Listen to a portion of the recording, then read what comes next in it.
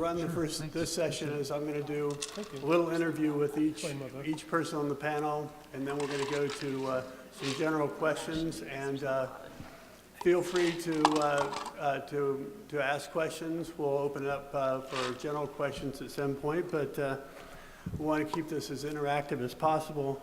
The general theme here is that the tower companies, the carriers, they want to lower their costs, and this panel really is looking at the use of sensors and the Internet of Things, as well as drones, as ways to lower the cost for cell sites and providing services for those cell sites. So anyway, we have to my immediate left is Brad Walters. He is CEO with Monit, a low-cost remote monitoring solutions wireless sensing company allowing customers to monitor their business or home from anywhere. Next to him is Gretchen West. She is the senior advisor for Hogan Lovells Law Firm, and she's a member of the firm's Global Unmanned Aircraft Systems group, and she also serves as the co-executive director of the nonprofit Commercial Drone Alliance. And we also have Roland. Roland, I think I probably have someone else. Do I have your? I don't think I have your. Tell us about yourself, Roland. Well, unfortunately, you have to listen to me instead of Tim today. I'm the general counsel. Everybody would rather hear a lawyer than a CEO. Oh, you'd be surprised. Nate Shua is, or do you like Nathan? Which one do you go by? Either is fine. Okay, you're a millennial. You're cool. Right. All right. He's the founder and CEO of Prenav. It's a startup developing intelligent drones that are guided by computer vision, which we'll learn more about later. First, I want to ask Brad a couple of questions. First of all, I want to note that this Monit is his 11th startup. So he is either really self-motivated or has a very short attention span. The latter. But tell me, why are you so excited about monitoring and the Internet of Things? At the highest level, I'm excited for the Internet of Things because it truly is what I believe something from a business perspective that's going to be 10,000 times what the IT industry was or has been. We like to say that we address both brownfield and greenfield of things. And as I look around here, my vision's changed over the years. I see chairs, I see glasses, I see lights, I see watches. All of these things eventually are being connected. And so it's just intriguing to see the uses and how it's changing lives and businesses. So what is your company's approach to connecting, controlling all these things? So as a 7-year-old startup, we came into this kind of through the back door, if you will. We were approached by one of the large carriers who said, we have some equipment at some towers that we would like to remotely monitor. For us, it was a unique opportunity because at a cell phone tower, they have power, they have connectivity, they have all kinds of equipment, environmental issues and things like that. So from our perspective, we came into it saying, this is a challenge, but something that had been identified from a financial perspective as having an enormous opportunity. So we like to see it as a way to, we like to see this opportunity, the cell phone towers in particular, as a way to take what we had built for small businesses and advance it to a higher functionality. What is it exactly that you monitor at a Great cell question. site? So there's the biggest value proposition what remote monitoring a cell phone tower is the reduction of operating expenses. So specifically, a remote tower that needs a truck roll, we try to lower the number of times that a truck has to roll out there. We've we've tweaked our operations to focus more on the HVAC aspects of the equipment at the base of a tower. That was because our customer came back to us and said, HVAC costs, we were just talking about polar vortexes and heat waves, they're having an adverse effect on the telecommunications equipment. And so they're rolling trucks out there to check on equipment, HVAC equipment, that may or may not be faulty. And so at first, we just were monitoring whether an air conditioning unit was failing or not. Now we're actually moved to the point that we're predicting within a day or two of when one's going to fail. And how does that help a cell phone company to know that it's about to fail? So with some advanced analytics that we've developed in partnership with the providers, an AC unit will run, say, at 20 or 30 amps at full power when everything's smooth.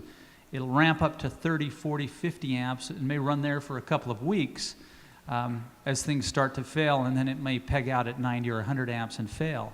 And so even last week we saw an opportunity to transmit some data to one of our partners where there were a series of HVAC units starting to fail.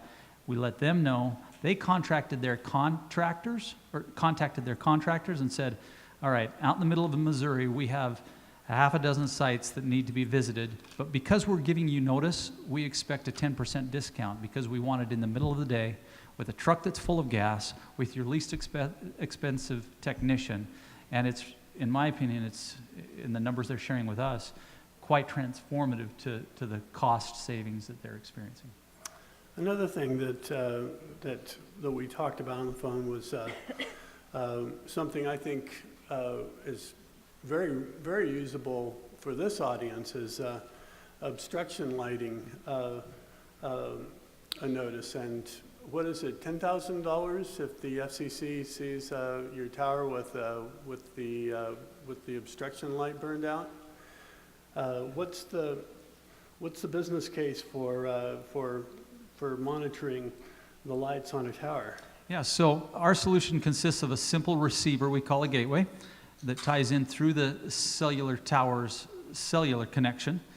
It's powered, and within that receiver, we can pick up the signals from up to 100 different sensors around an environment there.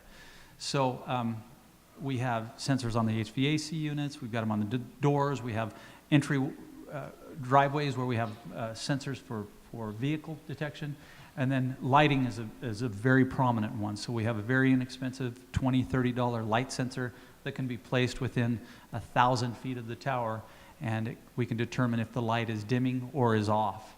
It's called a lux sensor that actually determines the specific lux levels or light levels of the lights within the environment. Interesting. Well, thank you. And I think I'll ask Gretchen a couple questions now. You've got a lot of different positions in different organizations. You're also, as well as being executive director of the Commercial Drone Alliance, you're also the founder of the Women of Commercial Drones Group. But I think what we'd like to talk about is the Commercial Drone Alliance. Could you tell me a little bit about who formed the Commercial Drone Alliance? And it's pretty recent, isn't it? Yeah, so we actually launched the Commercial Drone Alliance back in, I think it was May. It's basically, it's a 501c6 nonprofit. It's an independent organization, and I've been in the drone space for about 12 years, and I have a nonprofit management background. And one of the things that I noticed in the industry was that kind of commercial end users of drones are not well represented. Manufacturers have trade associations, individuals have trade associations, but the most important player, I think, in this whole ecosystem is the end users, because they're the ones that are adopting the technology. And so we formed this association really to help them understand the value of implementing drone technology. And the more we've talked to these end users, and it could be, towers, it could be oil and gas, it could be agriculture, real estate, we're not too specific on the industries we're talking to, but however, we are looking at kind of bigger enterprise industries. there's a lot of skepticism about adopting drone technology. Some of that is the regulatory environment. If you're an oil and gas company and you want to fly a pipeline and inspect it, you can't, because you can't fly beyond visual line of sight. If you're a security company and you need to do perimeter security at night, you can't. Well, you can get special permissions for some of this, but it's not very easy to do. And so from a regulatory perspective, there's a lot of skepticism. There's also, you know, these enterprises have, a lot of them are very risk averse. And so, you know, there's a public perception problem with drones. A lot of companies, a lot of the general public kind of thinks of them as, you know, these weaponized systems or these spying systems, and they don't recognize how many benefits they have. I mean, one of our members is the National Association of Tower Erectors, and they, you know, people have lost their lives, as I'm sure everybody knows, climbing towers. You know, they're carrying lots of gear, very heavy gear, and it's a dangerous job, where you could do that with a drone in, you know, a fraction of the time, inspect the tower, do some mapping, get some 3D imagery, whatever it is you need to do. And, you know, we need to help prove that value to these industries. But again, the privacy concerns, because no, you know, kind of respectable company with really strong risk management teams internally wants to get a reputation of potentially using drones that could affect privacy or public perception. And so that's kind of the core of what we're doing. Roland's actually one of our members as well, Talent Analytics.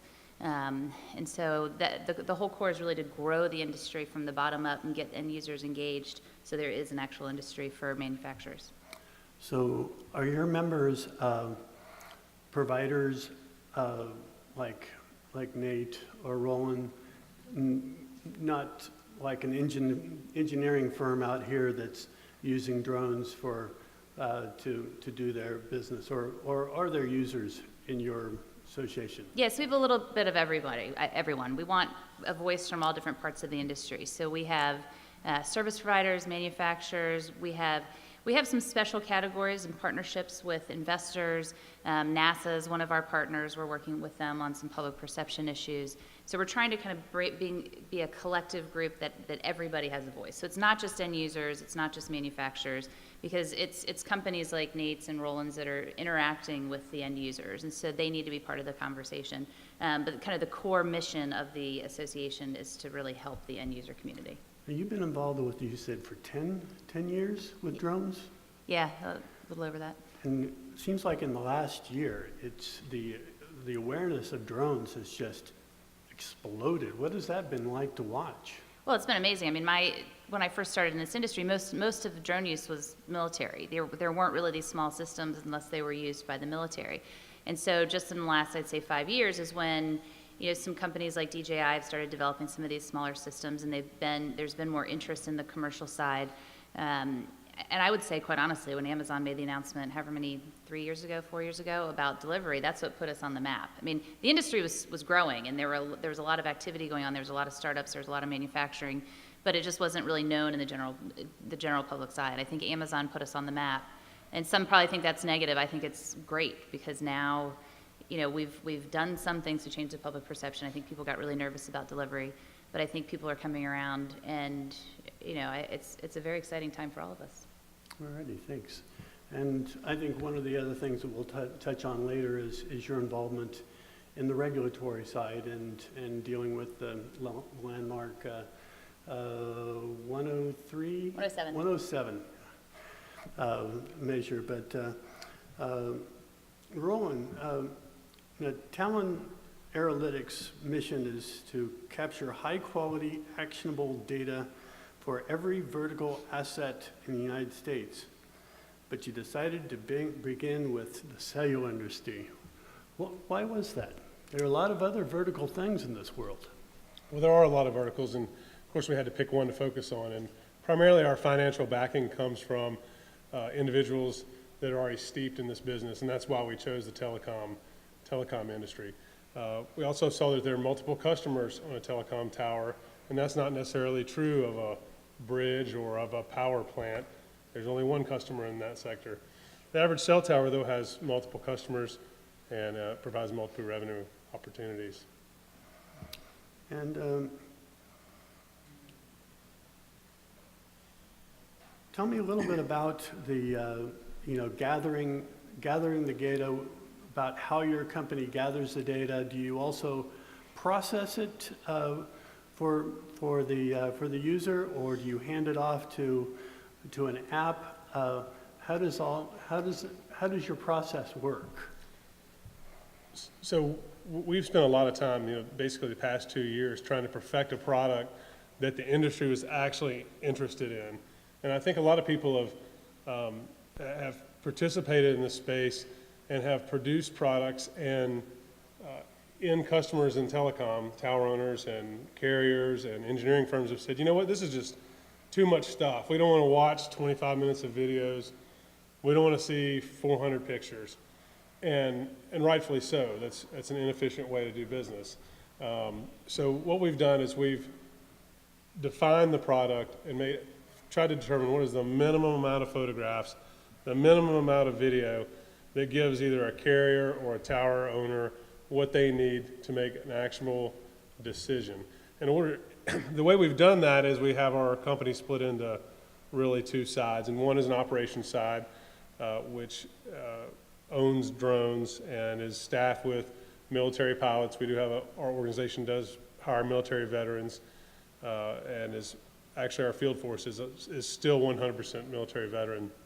The other side of the company is the editing side, and we do use some off-the-shelf products like Pix4D. We have an in-house editing staff that then takes the product that the operations produces, they edit that product and then place it into a content management system so that the client is not just receiving a batch of photographs that they're not organized and that they don't know what to do with.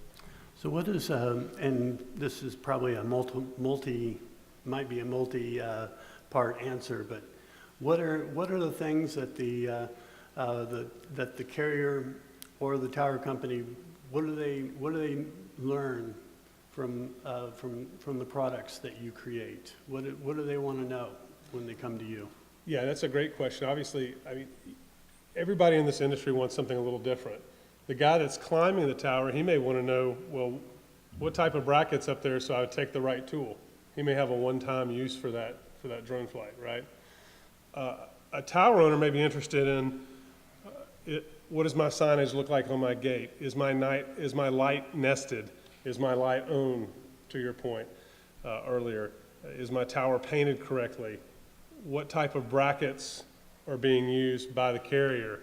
Has the carrier disclosed to me what they've put on my tower correctly? Have they removed what they said they would remove?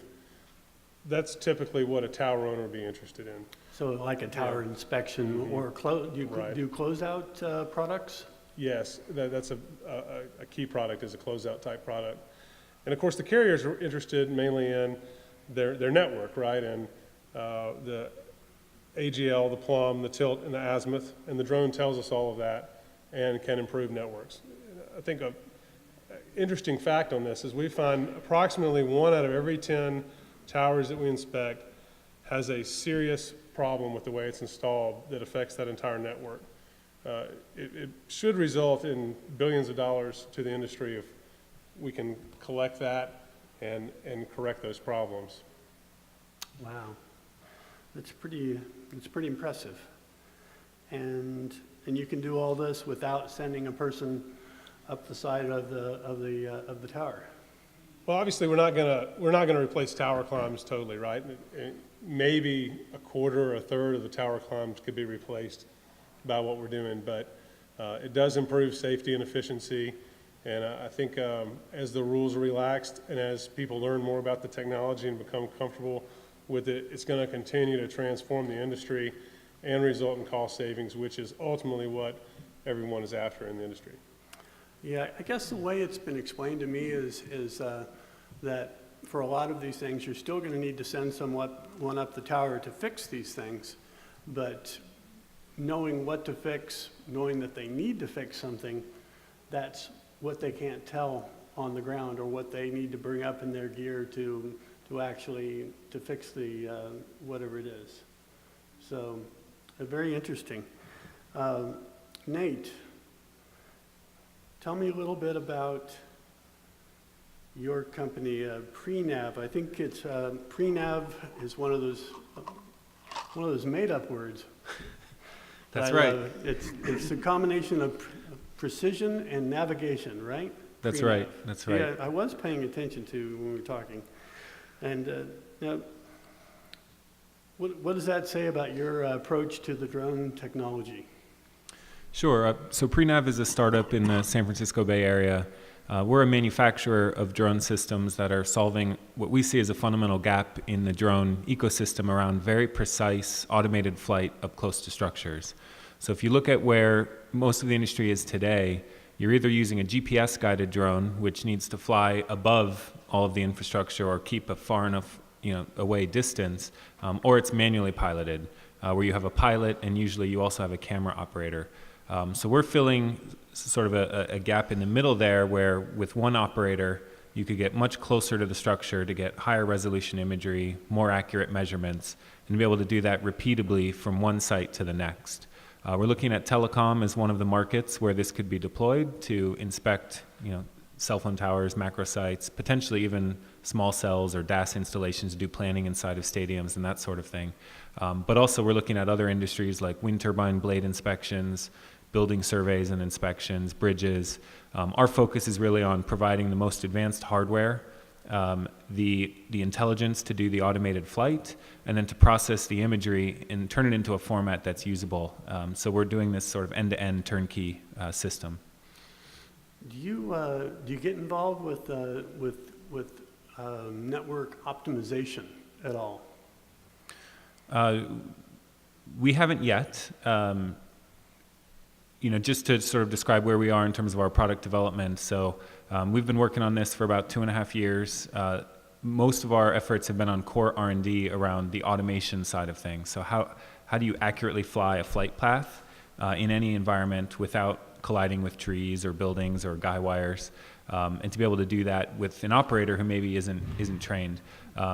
So that's where the core of our efforts have gone. And over the next year, we're really going to be commercializing the technology. So the phase we're in right now is field trials, beta testing, and most of that has been focused on imaging. But I do see tremendous opportunities around getting RF signal strength on sensors on a drone, or doing thermal imaging on a drone, and testing other types of information. Okay. Now, yeah, your company's 3 years old this month, and in the early days, I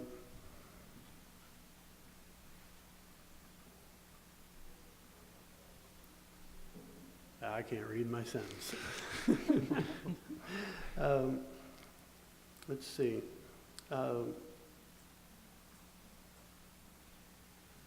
It's in the early days, but have you developed a clientele for your services? Yeah, I mean, so I guess the way to answer that would be just to say, in terms of our product roadmap, where we're currently doing field trials and beta testing with customers. So our plan is to release the product in 2017.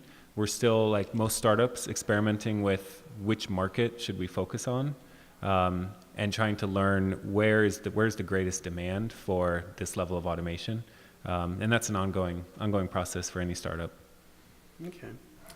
Roland, I'd like to throw that question over to you, and it really piqued my interest. I think, I don't know if everyone else saw the news story on AT&T optimized their radio system, and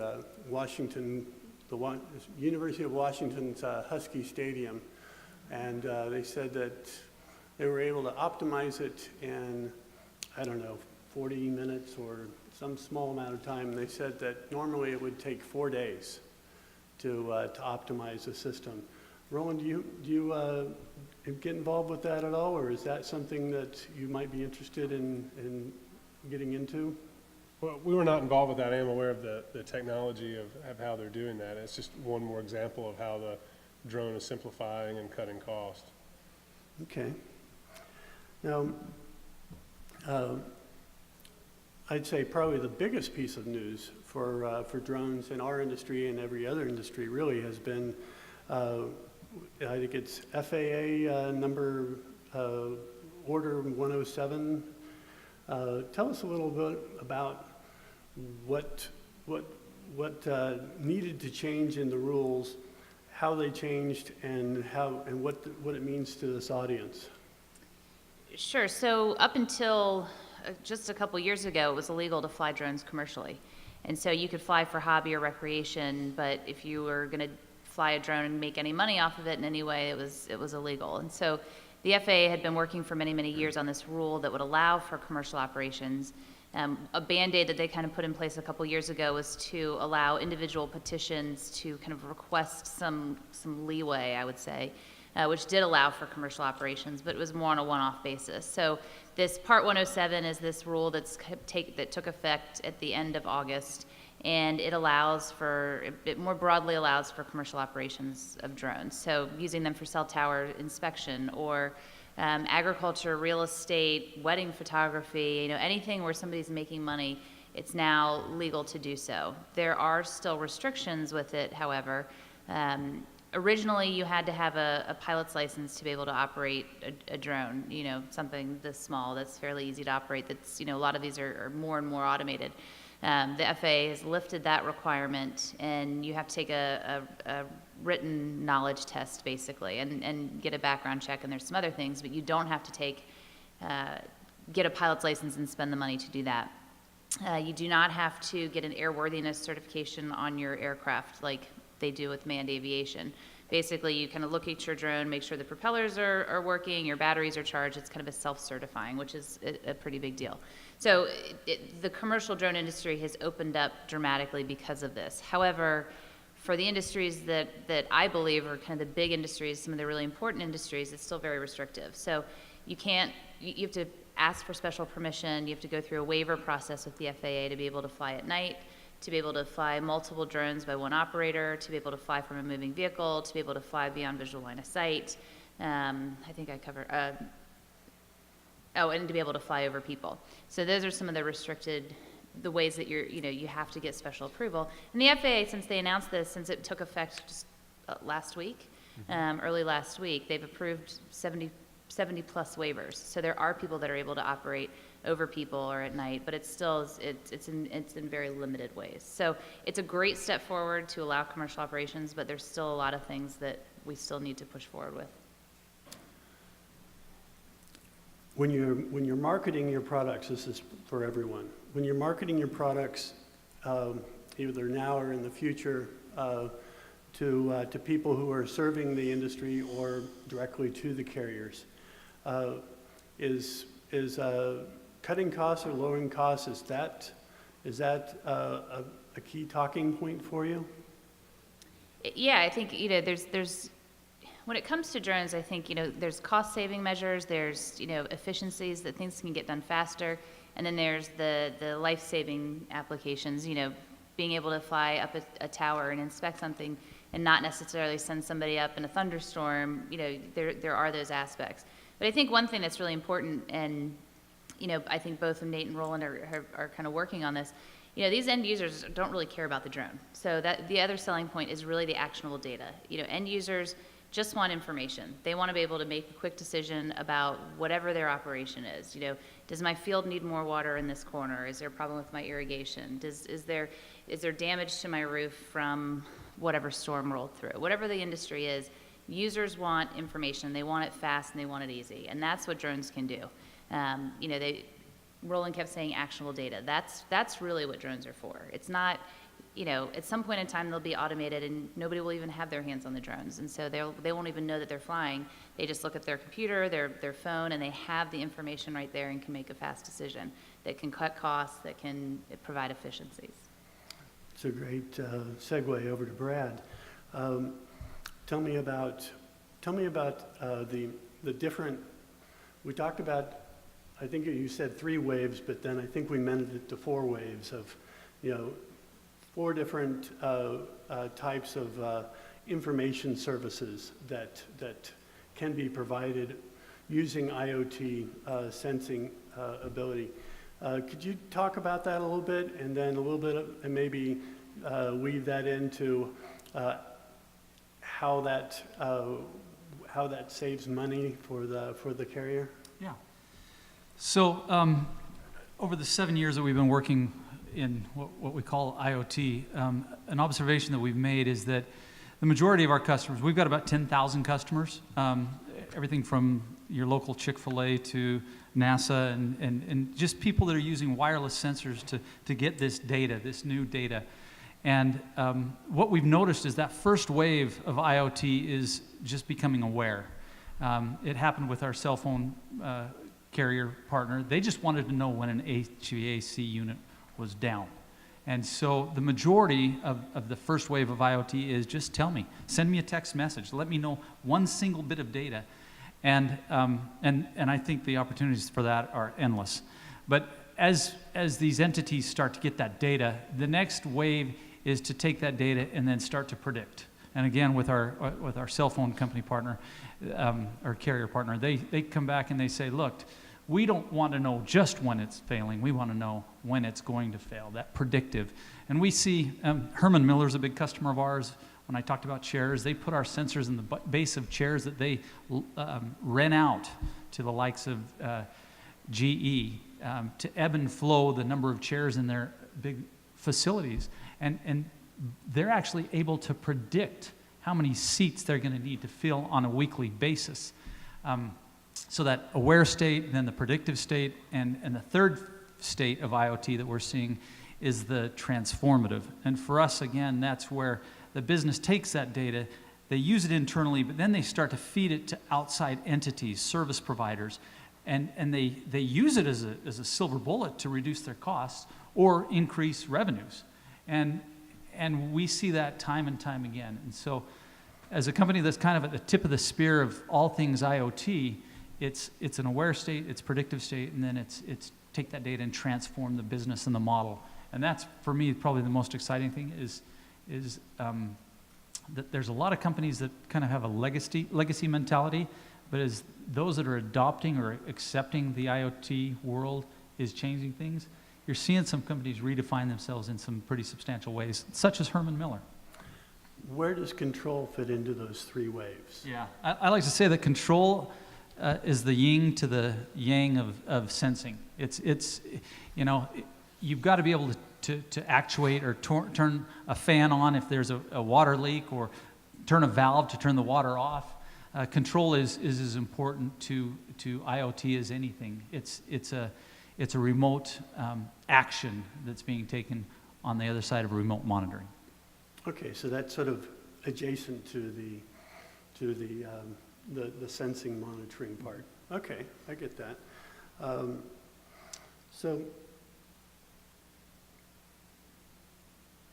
what about future monitoring? There's a lot going on with narrowband IoT and cellulars going into you know, a 5G form of IoT. How do you see that? How do you see your company taking advantage of those future uses of IoT? Boy, this is soapbox time here. I apologize, but I'm a wireless guy by design, having been in the industry, wireless aspect side of the IT industry for about 20 years. And my biggest concern is that IoT is inheriting so many legacy attributes of the IT industry, and I think that that's to our demise. In a perfect world, globally, there would be the FCC and all the other government agencies would come together and say, this thing's going to be so big, we need wireless spectrum here, here, here, and here, and here, and just uncap things. That's where I think we should be. We're not going to be there.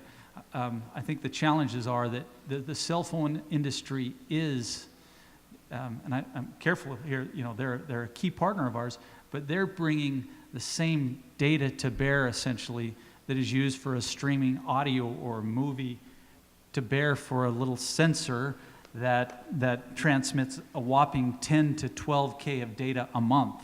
And so I think that, to answer your question, what's happening here is you've got such momentum in our industry that they will be a dominant force. I met with one of the primary carriers this morning, and they've got the money, they've got the talent, they've got the channel, and so 5G, 6G, just continue. They will infiltrate this Internet of Things, and the rest of us will make it work. Wi-Fi is doing that. They're not going to sit back. They've got an infrastructure that's built in everywhere, so they've announced Halo Wireless, the IoT platform backed by the Wi-Fi Alliance. And so it's kind of, 8 or 10 different, if you will, standards that are going to battle it out. But I certainly would bet on the cellular industry over practically anything else. Well, we've certainly got a lot of them. There's Sigfox and Ingenu and people with all very interesting stories that I've learned. Roland, as a lawyer, what's your feeling about maybe some of the audience's concerns about operating drones? Is it something that they should be worried about? Is there something they should just go to her and find out? It's kind of interesting, I think all the manufacturers would say, well, they're all toys and they shouldn't be regulated. I think a lot of people in the industry, the end users, would like to have that same attitude toward it. If it's, hey, it's a drone, it's small, why can't I use it? Ultimately, I think in our case, who votes the loudest is the insurers, because they say it's an aviation liability. And of course, the FAA says it is too. But even if the FAA came out and said it wasn't, our commercial general liability doesn't cover this function. So as audience members or carriers, tower owners, the tower servicing companies, engineering firms engage in this, they do need to look at that from a standpoint of, are they correctly insured? Are they correctly operating it? 107 has really opened up a lot of this infrastructure that was previously closed. I mean, one of the biggest impacts of that is the 400-foot rule went away in favor of a 400-foot over the structure within 400-foot rule. So now we have towers that previously we couldn't fly, which are now unlocked. So I know that more and more service providers are going to be out there flying. They should be concerned about the risk, but ultimately, I think that when you, I think the risk, I think they're low. I really do, but you do need to consider them. What about insurance costs? Is the insurance, how high, I don't know where this question is going, but is that a factor that could either stall this industry or propel it forward? I don't think it's going to stall. I think it just depends on the customer. A carrier customer is going to require a lot of insurance, right? I mean, we carry $50 million of aviation liability insurance, and that's a lot of insurance. It's an expensive policy. However, though, you could go out and get $1 million of liability insurance for about $800. So if you wanted to be in this business, you're a single operator and you have a drone and you get a remote pilot license and want to start doing work today in this industry, you can do that pretty efficiently and cost effectively. Yeah, I wanted to comment on the insurance side of it too, because the insurance industry has just in the last few years really kind of taken notice of the drone space. And so they're trying to figure it out without having a lot of data behind them. They're trying to figure out, how do we create policies and how do we price these? And there are multiple insurance brokers that you can get coverage from. But what I think we're going to end up seeing, like in manned aviation, the FAA has some standards for how Cessnas are flown, and you have your pilot's license and you have your number of hours of training, and you qualify with the FAA at this standard. But to get insurance on that Cessna, your standards are up here. So however many hours that you're required to fly for training for the FAA, almost double that, and that's what insurance is going to require. And so I think we're going to start seeing that in the drone space, in the unmanned aircraft space as well, where the FAA has put out this standards, this level of requirement, no pilot's license, just an aeronautical knowledge test, et cetera. And to be able to get some of these bigger policies, some of the small ones probably won't matter, but to be able to get real robust policies that are going to be acceptable for end users, there probably is going to be, the insurance companies might require a pilot's license. They might require something more to certify the safety of the aircraft. And the insurance industry is really trying to figure that out right now. Well, as I think about it, I would think it'd be difficult from an insurance company point of view, because there's no history or data on it. It's not like they can go to an actuarial table. Right. As Dawn says, tells me that the amount of money that you pay for your premium has to do with whether the insurance company can pay all the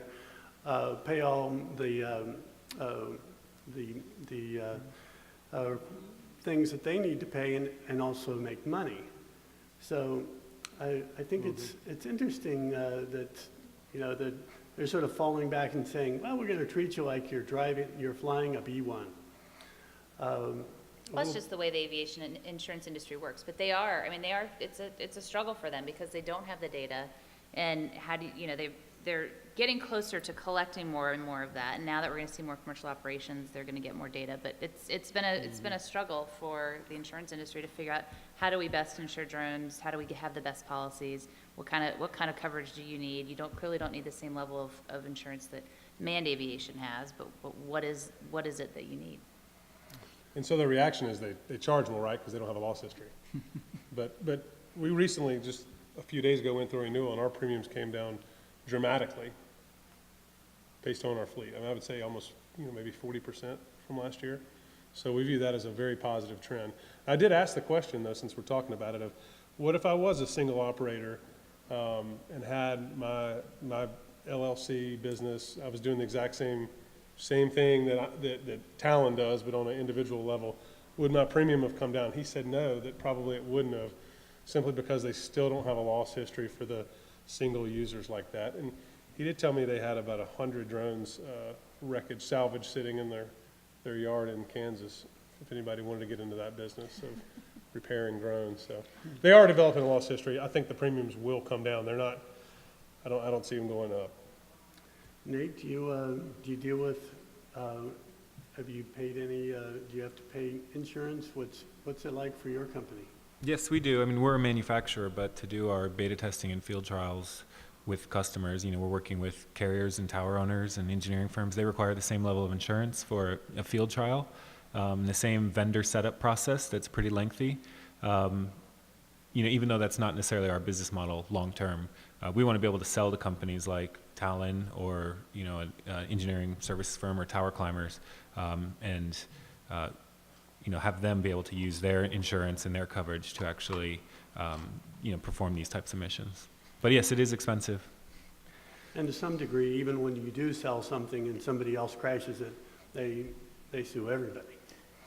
So that's true. There will be product not liability. To be a downer, yeah, there's a different type of insurance for manufacturers, which is product liability insurance, and E&O insurance for executives and officers. Okay. Does anybody in the audience have any questions?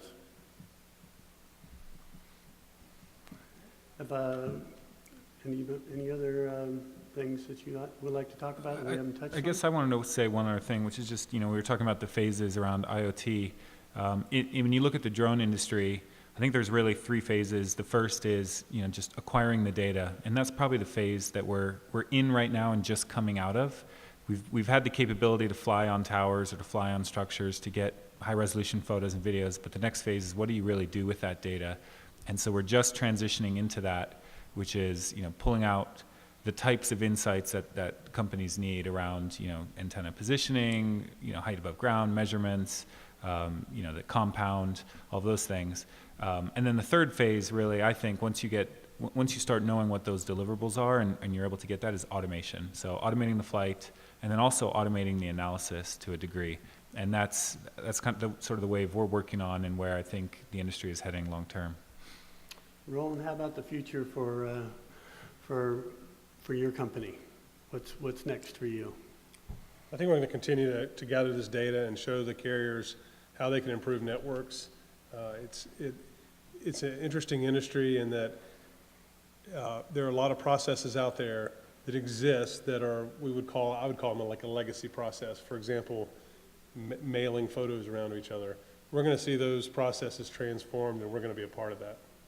When do you expect it to take off? No pun intended. I think we're right at the beginning of it taking off. I think the companies that have been in this space for the last year and a half have done a lot of experimentation, a lot of it at their own nickel, and I think it's fixing to turn turn a sharp upturn. Gretchen, what do you think? Where's the industry on the, are we at the bottom of the hockey stick, or where are we at? I think now that we have some rules in place to allow for commercial operations, we're going to see a lot more growth in the industry. But I think, companies like Nate's, we're working towards automation, and I think that's the real future for this industry. It's automating the drones so people don't have to operate them themselves. They don't need to be trained on them. However long that takes to get there, I think that's the real future of the industry. And it really is about the data that comes off the drone and what the drone can do for the end user.